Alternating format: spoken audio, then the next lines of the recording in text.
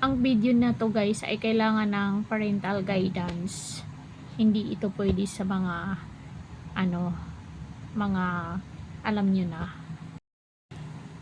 Chris Lawrence Fabian, isang lalaki na isinakripisyo ang kanyang buhay para mailigtas ang kanyang mga kasamahan.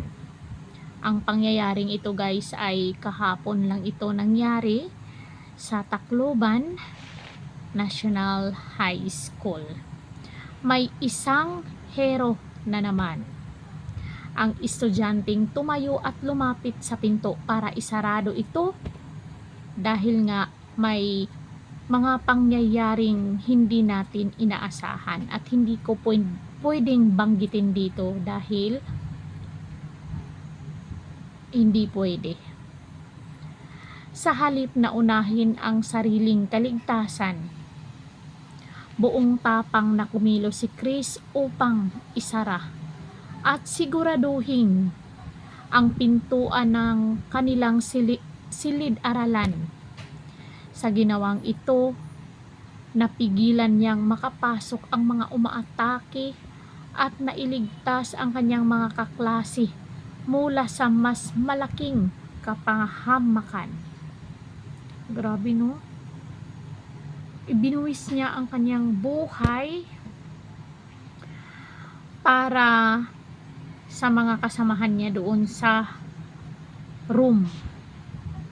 Masakit ang part na ito. Kung sino pa ang mabait kong estudyante, siya pa ang tinarget. Grabe. Masakit sa guro at masakit din doon sa magulang ni Chris. Sabi ng kaklase niya, "Ma'am, tatakbo na sana sila palabas," pero nagsalita siya na iwan na lang siya dahil nabaril na raw siya.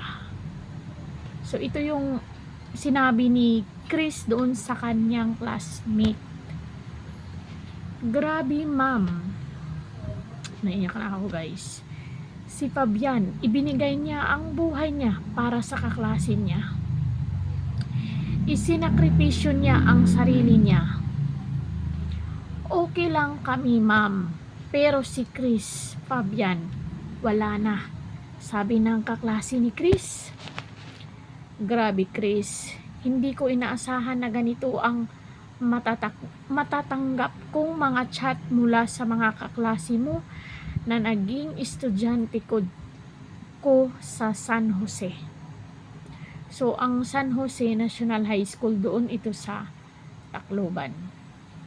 Sa kabila ng sakit na iniwan ng trahedyang ito, si Chris Lawrence Fabian ay alalahanin bilang isang tunay na bayani, isang estudyanteng nagpakita ng tapang, pagmamahal at sakripisyo para sa kanyang mga kaklase.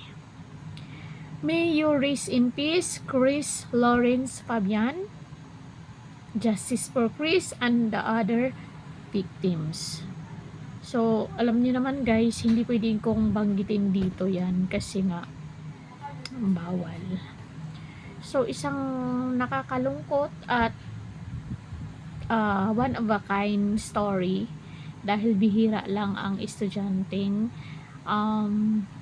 isakripisyo ang kanyang buhay para sa kaligtasan ng nakakarami. Bihira lang ganyan.